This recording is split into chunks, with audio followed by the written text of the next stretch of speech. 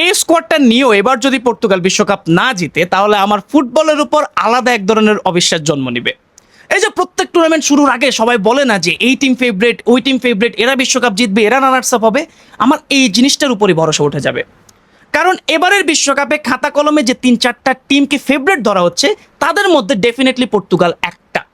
এবং তাদেরকে ফেভারিট ধরা হচ্ছে এই জন্য না যে তাদের টিমে ক্রিশ্চিয়ানো রোনালদো খেলে, বাট ওভারঅল যে টিমটা ক্রিয়েট হয়েছে পর্তুগালের, একটা গোল্ডেন একটা টিম, গোল্ডেন একটা জেনারেশন তাদের তৈরি হয়েছে, এই জন্যই কিন্তু তাদেরকে ফেভারিট ধরা হচ্ছে। সো আমি বুঝতেছি না যে কেন তারা এবার বিশ্বকাপ জিতবে না বা তারা কেন বিশ্বকাপে খারাপ খেলবে। এবং রোনালদোর এটা শেষ বিশ্বকাপ, সো তাদেরকে ডেফিনেটলি জেতা উচিত। বাট পর্তুগাল বিশ্বকাপ জিতবে না কিনা, রোনালদো বিশ্বকাপ জিতবে না কিনা সেটা আমরা জানি না, কিন্তু আমি একটা জিনিস জানি যে আপনি কিন্তু চাইলে জিততে পারবেন আপনার পছন্দের টিমের জার্সি। কিভাবে? সেটা হচ্ছে আমি আমি আপনাদেরকে ছোট্টখাট্ট একটা গিফট দিতে চাই। এখন দেখেন আমার কাছে তো অত টাকা পয়সা নাই যে আমি আপনাদেরকে সবাইকে আমি জার্সি দেবো, ওইরকম আমার কাছে ওই অ্যাবিলিটিটা নাই। আল্লাহ কোনোদিন দিলে ইনশাল্লাহ আপনাদেরকে আমি দেওয়ার ট্রাই করবো। বাট আপনারা সবাই মিলে বিশ্বকাপের আগে আমাদের পেজে 20,000 ফলোয়ার কমপ্লিট করছেন, সো এই জন্য আমি আপনাদের মধ্য থেকে লাকি একজনকে একটা জার্সি গিফট করতে চাই বিশ্বকাপের আগে। আরেকটা সারপ্রাইজ, সেটা হচ্ছে এই জিনিসটা আমি প্রতি মাসে কন্টিনিউ করতে চাই, যাতে আমি অনেকজন মানুষকে ছোট্ট ছোট্ট হ্যাপিনেসগুলো দিতে চাই, যে হ্যাপিনেস আপনারা আমাকে দিচ্ছেন। সো এই গিভওয়েতে বা এই গিফটে পার্টিসিপেট করার জন্য আপনাকে কি করতে হবে সেটা হচ্ছে ফেসবুক পোস্টের কমেন্টে আমি দিয়ে রাখছি, আপনি জাস্ট দেখেন, দেখে জাস্ট পার্টিসিপেট করেন। অ্যান্ড আমি ফিউচারে আপনাদের জন্য অনেক কিছু প্ল্যান করছি, জাস্ট আল্লাহর কাছে দোয়া করেন আমি যাতে আপনাদেরকে সেই জিনিসগুলো এক্সিকিউট করতে পারি। কন্টেন্ট ক্রিয়েশনের জন্য না বা কোনো ভিডিওর জন্য না, বাট আপনাদেরকে আমি দিতে চাই, কিছু জিনিস গিফট করতে চাই, সেই জিনিসগুলো নিয়ে আমি কিছু জিনিস প্ল্যান করছি। এখন জাস্ট একটু দোয়া করেন যাতে আমি এই জিনিসগুলো প্রপারলি এক্সিকিউট করতে পারি।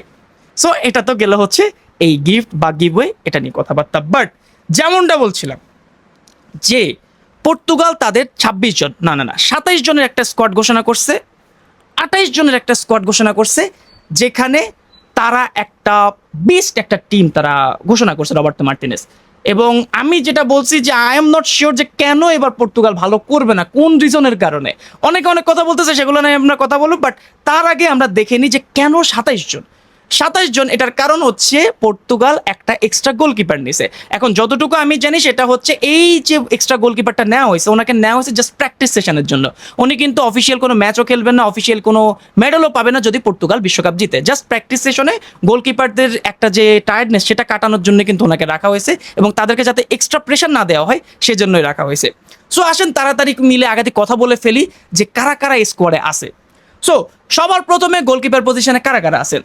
দিয়াগো কস্তা, জোজে সা, রুই সিলভা এবং রিকার্ডো বেলো।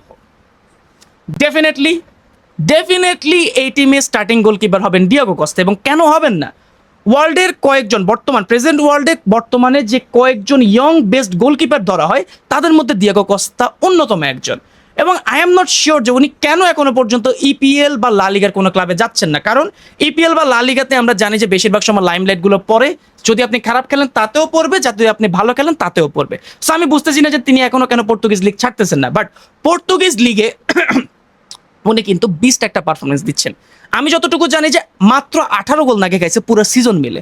সো আপনি বুঝতেই পারতেছেন যে কি রকম প্লেয়ার উনি। এবং রবার্তো মার্টিনেজের এই টিমে ওনাকে ছাড়া স্টার্টিং গোলকিপিং পজিশনে কাকে খেলানো হবে আই ডোন্ট নো। এবং আমি যদি একটা প্রেডিক্টেড লাইন আপ দিই সেখানে ডেফিনেটলি দিয়াগো কস্তাই কিন্তু স্টার্ট করতেছে।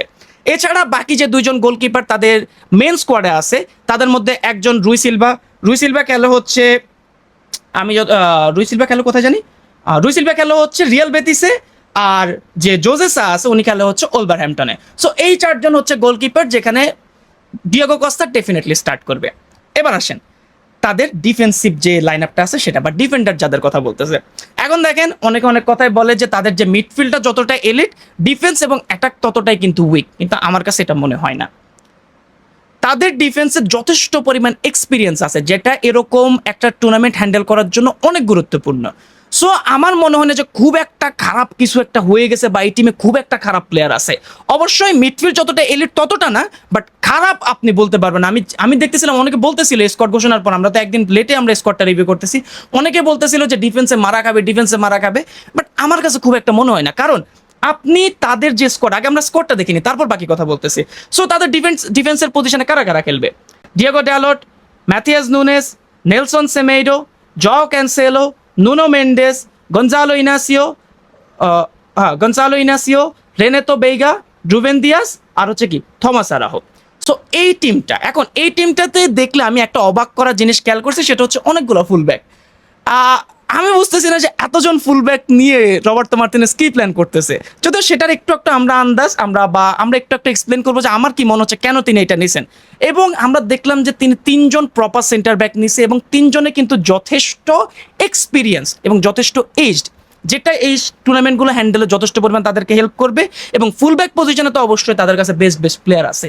লেফট ব্যাক পজিশনে ওয়ার্ল্ডের বেস্ট লেফট ব্যাক আছে নুনো মেন্ডেস আছে, যে ইয়ামালকে ঠেকাই দিছে, যে মাইকেল ওলিসেকে ঠেকাই দিছে। সো আপনি ওই পজিশনগুলো নিয়ে খুব একটা ডাউট রাখতে পারবেন। এবং জ ক্যান্সেলো যেভাবে বার্সেলোনাতে পারফর্ম করছে, যদিও তিনি সৌদি লিগে চলে গেছিলেন, বাট আল হিলাল থেকে তিনি লোনে চলে আসছে আবার বার্সেলোনাতে, এবং বার্সেলোনা যে লিগটা সিকিউর করছে সেখানে কিন্তু অনেক বড় হাত আছে এই জ ক্যান্সেলোর। So left back right back position তাদের যথেষ্ট পরিমাণ সলিড, ওই জায়গাটাতে আপনি খুব একটা কোশ্চেন করতে পারবেন না। হ্যাঁ, সেন্টার ব্যাক নিয়ে আপনি কথা বলতে পারেন যে রুবেন দিয়াস অতটা ফর্মে নাই, সো আপনি কাকে খেলাবেন বা কি আসো বিষয়, বাট আমার মনে হয় না যে খুব একটা সমস্যা হবে। বয়স হয়েছে, আমি মানি, অতটা হয়তো স্পিড থাকবে না, অতটা হয়তো ফ্লুইডিটি থাকবে না, বাট আমার মনে হয় না যে খুব একটা সমস্যা পর্তুগাল পড়বে তাদের এই ডিফেন্স লাইন নিয়ে। সো অতটা টেনশন করার কিছু না। যারা পর্তুগাল ফ্যান আছেন, you can rely on that this player, definitely এরা ভালো রকমের প্লেয়ার, ভালো রকমের খেলা খেলে আসতেছে। সো ডিফেন্স নিয়ে আমি খুব একটা খারাপ দেখতেছি না। হ্যাঁ, মিডফিল্ডের মতো এলিট না। এবার আসেন, মিডফিল্ডের মতো এলিট না যখন বললাম, মিডফিল্ডারদের নিয়ে আগে কথা বলি, কারা কারা খেলতেছে। Ruben Neves, Samuel Costa, Joao Neves, Vitinha, Bruno Fernandes, Bernardo Silva. আমি শিওর আপনি জেলাস হচ্ছেন এই নামগুলো শুনে, যে আমার টিমে কেন এরকম একটা স্টারেড স্টেবল পারফরমেন্সওয়ালা মিডফিল্ডার নাই। এবং আমারও ঠিক সেমভাবে জেলাসি আসতেছে। পর্তুগালের মিডফিল্ড এবারের বিশ্বকাপে সেরা মিডফিল্ড, নো ক্যাপ।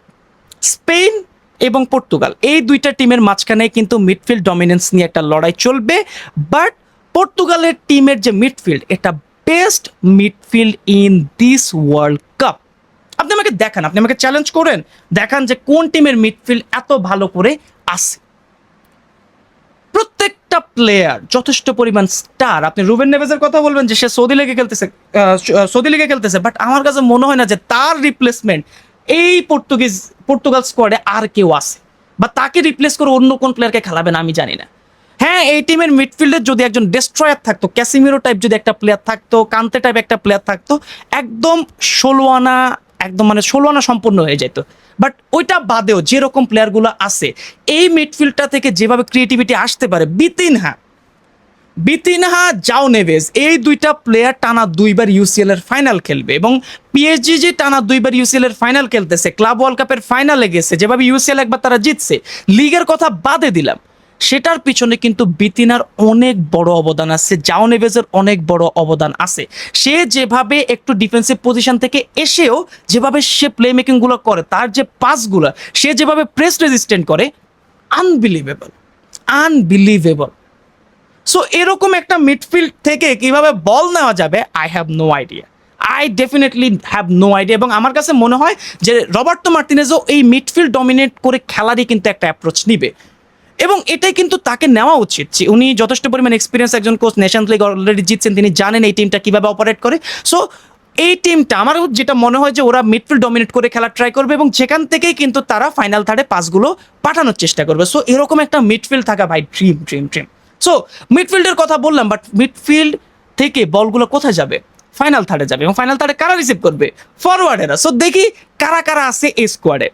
জাও Felix, Trincao, Conceicao, Pedro Neto, Rafael Leao, Goncalo Guedes, Goncalo Ramos, Cristiano Ronaldo.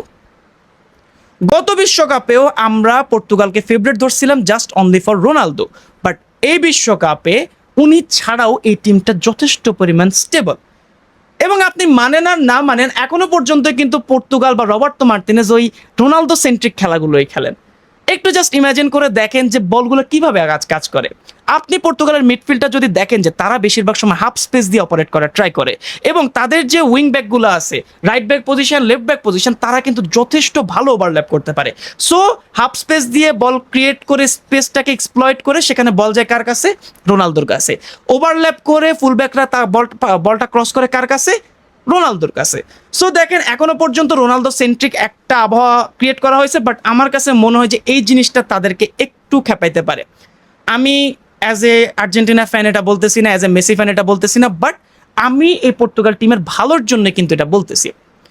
Ronaldo এখন আর আগের মতো নাই, এখনো তার যথেষ্ট পরিমাণ পারফরমেন্স, যথেষ্ট পরিমাণ ফিজিক তার এখনো আছে, সে এখনো পর্যন্ত 90 মিনিট খেলতে পারবে। I have no issue, I have no doubt. এবং তার খেলাগুলো আমরা দেখছি, বাট তার খেলা দেখে আমরা এটাও দেখছি যে তিনি কিন্তু এখন আর আগের মতো নাই। মাঝে মাঝে তিনি কিছুটা নার্ভাস বলবো না, কিছুটা ওয়ার্কলোডের কারণে তিনি অনেক সময় বাজে পারফরমেন্স করে ফেলে। সেটা আমরা এফসি কাপের ফাইনাল ম্যাচও দেখছি, আমরা সৌদি লিগের ম্যাচগুলোতেও দেখছি যে কিছু কিছু ইজি চান্সগুলো মিস করতেছেন। এখন বিশ্বকাপ 6-7 গেমের একটা টুর্নামেন্ট, যেটা উনি নিজেই বলছেন, এবং এই 6-7 গেমের টুর্নামেন্টে কিন্তু আপনি সিঙ্গেল একটা ভুল করার মতো আপনার কাছে স্কোপ নাই। সো রোনালদোর যদি এই পারফরমেন্সটা তিনি বজায় রাখে, তিনি যদি এভাবে কাজ কারবার করে থাকে, আমার মনে হয় যে ওই জায়গাটাতে প্রবলেম হতে পারে। বাট রোনালদো ইজ রোনালদো, উনি যে কোনো টাইমে জ্বলে উঠতে পারে। এবং আমি শিওর যে রোনালদোকে যে একটা জিনিস নিয়ে ট্রল করে প্রত্যেকটা তার হেটার, যে তিনি নকআউট পর্বে গোল করতে পারে না, এবার তিনি শিওর গোল করবেন। এছাড়াও রাইট উইং পজিশনে আপনি পেড্রো নেটোকে খেলাইতে পারেন, ট্রিঙ্কাওকে খেলাইতে পারেন, লেফট উইংয়ে জাও ফেলিক্সকে খেলাইতে পারেন, আপনি রাফায়েল লিয়াওকে খেলাইতে পারেন, আবার পেড্রো নেটোকেই খেলাইতে পারেন। সো আমার কাছে মনে হয় যে সুন্দর একটা অ্যাটাকিং লাইন আপ ক্রিয়েট হয়েছে, যেখানে সুন্দরভাবে বলগুলোকে ইউটিলাইজ করা যাইতে পারে। এবং আমার মনে হয় না যে খুব একটা খারাপ কিছু হবে। এখন দেখেন অনেক তো তাদের স্কোয়াড নিয়ে আমার আজকে শুধু নাকে চুলকাতেছে, কি বুঝতেছি না কি কারণে। তা বিরত, আপনারা অনেকবার বিরক্ত হয়েছেন আমি জানি, বা আমার নিজেরও বিরক্ত লাগতেছে এত নাক চুলকাতেছে কেন। সো যেটা বলতেছিলাম যে এই টিমের স্ট্রং পয়েন্টগুলো নিয়ে আমরা অনেকবার কথা বলছি, বাট উইক পয়েন্ট কি কি আছে সেটা নিয়ে আমরা একটু কথাবার্তা বলি। দেখেন ভাই, খাতা কলমে যতটা স্ট্রং এই টিম, মাঠে কিন্তু তাদের খেলাটা আপনি ততটাই বোরিং লাগবে, কারণ আপনিও এক্সপেকটেশন নিয়ে যাবেন যে বল আসবে, রোনালদোর পায়ে যাবে, বলটা গোল হবে। বাট আমার মনে হয় না যে খুব একটা এই অ্যাপ্রোচে রবার্তো মার্টিনেজ এবার বিশ্বকাপ খেলাবেন। এবং যেহেতু রোনালদোর এটা শেষ বিশ্বকাপ, সো ওনার যে অ্যাপ্রোচটা হইতে পারে, উনি মিডফিল্ড ডমিনেন্স করে খেলাবেন এবং উনি চাইবেন না যাতে কোনো প্রকার কাউন্টার অ্যাটাক আসুক, কারণ এই টিমে ওই রকমভাবে ডিস্ট্রয়ার নাই যে মিডফিল্ড থেকে বলগুলো আটকাইতে পারবে। এবং সেন্টার ব্যাক পজিশন সবাই যেরকমভাবে বলতেছে, আমি অ্যাগ্রি করি যে অতটা এলিট না, এবং ওইটাই কিন্তু সমস্যা। এবং তাদের যে লেফট ব্যাক এবং রাইট ব্যাক পজিশনে তারা যে প্লেয়ারগুলোকে খেলায়, ওরা কিন্তু যথেষ্ট হাই লাইন মেনটেন করে উপরের দিকে থাকে। তারা বেশিরভাগ সময় কিন্তু তাদেরকে ডিফেন্স লাইন থেকে তাদেরকে বেশিরভাগ সময় আপনি দেখবেন হচ্ছে তারা অ্যাটাক লাইনে আছে, তারা সেন্টার পজিশনগুলো তারা কাভার করতেছে। সো ওই জায়গাটাতে বিশাল একটা স্পেস ক্রিয়েট হতে পারে। এবং আপনি যে প্লেয়ারগুলো দেখতেছেন, ওই প্লেয়ারগুলো যথেষ্ট অ্যাটাকে সাবলীল, কিন্তু ডিফেন্সে কিন্তু একটা ঝামেলা হতে পারে। সো ওইটা একটা উইক পজিশন থাকতে পারে। এছাড়া রোনালদো কিন্তু একটু প্রবলেম হইতে পারে। এখন রোনালদোর প্রবলেমটা সলিউশন কিন্তু রোনালদো নিজেই। উনি যদি নিজেকে ওইভাবে অ্যাডাপ্ট করতে পারেন, বা উনি যদি নিজেকে মানায় নিতে পারেন যে হ্যাঁ, আমি যদি অ্যাজ এ সাবস্টিটিউট দলে আসি, আমার কোনো প্রকার সমস্যা নাই, আই ওন্ট মাইন্ড, তাহলে আমার মনে হয় যে ওই জায়গাতে সমস্যা হবে না। এখন রোনালদোকে যদি স্টার্টিং লাইন আপে আপনি খেলানো শুরু করেন, তাহলে আপনি কিন্তু অ্যাটাকিং লাইনে যে একটু ডিফেন্সে এসে একটু ডিফেন্সে হেল্প করা, ওই জিনিসটা তিনি পাবেন না, কারণ ওনার ডিফেন্সিভ ওয়ার্ক রেট অতটা ভালো না। এবং এটা কিন্তু ওনার নিজেরই একটা প্লে স্টাইল, আমি কিন্তু এখানে ওনাকে ডিমিন করতেছি না বা ডিফেম করতেছি না। বাট উনি যদি সেকেন্ড হাফে অ্যাজ এ সুপার সাব হিসেবে নামেন, উনি হইতে পারেন ডেফিনেটলি একটা বিস্ট এই টিমের জন্য। অবশ্যই তিনি একজন বিস্ট, বাট উনি হইতে পারেন একটা ক্লিনিক্যাল প্লেয়ার যে প্রত্যেকটা ম্যাচ তাদেরকে জিতাতে পারে। সো আমার মতে স্টার্টিং লাইন আপে উনি যদি না খেলে 60 মিনিট বা 70 মিনিটের পরে আসেন, উনি কিন্তু ডেফিনেটলি একটা ব্যাঙ্গার পারফরমেন্স ডেলিভার করতে পারেন। সো এই কয়েকটা জিনিস আমার কাছে মনে হয়েছে যে কেন এটা সমস্যা হতে পারে, কোন কোন জিনিস উইকনেস। এছাড়া আমরা জানি রবার্তো মার্টিনেজ লাস্ট কয়েকটা ম্যাচ কিভাবে খেলাছেন, উনি 4-3-3 পজিশনে গেছেন, যেখানে ওনার মিডফিল্ড পজিশনে 3 জন প্লেয়ার থাকবে, তারপরে হচ্ছে ডিফেন্সে 4 জন থাকবে। যদিও পরবর্তীতে যখন ট্রানজিশন আমরা দেখেছি, সেখানে আবার 3 জন ব্যাকলাইনে চলে আসে। ওই জন্যই আমার কাছে মেইনলি মনে হয়েছে যে ফুল ব্যাক পজিশনে এতগুলো প্লেয়ার নেওয়ার, এছাড়াও তো আমি কোনো কারণ দেখতেছি না। সো ওভারঅল এটাই হচ্ছে আমার ছোট্টখাট্ট জ্ঞানে বুদ্ধিতে যতটুকু ধরছে পর্তুগালের স্কোয়াড রিভিউ আমি করলাম। এবং আপনি জানাতে পারেন যে আপনার এই স্কোয়াড রিভিউটা কেমন লাগছে, এবং পরবর্তীতে কোন টিমকে নিয়ে করবো সেটা আপনাকে আমাকে জানাতে পারেন। আর আপনি আমার কোন জিনিসটা নিয়ে অ্যাগ্রি করেন, কোন জিনিসটা নিয়ে ডিসঅ্যাগ্রি করেন, সেটা ডেফিনেটলি জানান প্লিজ। আর আপনি যদি একজন টপ ফ্যান হয়ে থাকেন, প্লিজ এই গিভওয়েতে পার্টিসিপেট করেন। আমি চাই আপনাদেরকে একটু ধন্যবাদ জানাইতে। সো পরবর্তীতে কোন টিমকে নিয়ে ভিডিও বানাবো সেটা কমেন্ট করে জানান। রোনালদো কি বিশ্বকাপ জিতবে কিনা সেটা কমেন্ট করে জানান। আপনি একজন রোনালদো ফ্যান হলে সেটাও কমেন্ট করে জানান। তো পরবর্তী ভিডিও পর্যন্ত সবাই ভালো থাকবেন, সুস্থ থাকবেন। সবাইকে আসসালামু আলাইকুম।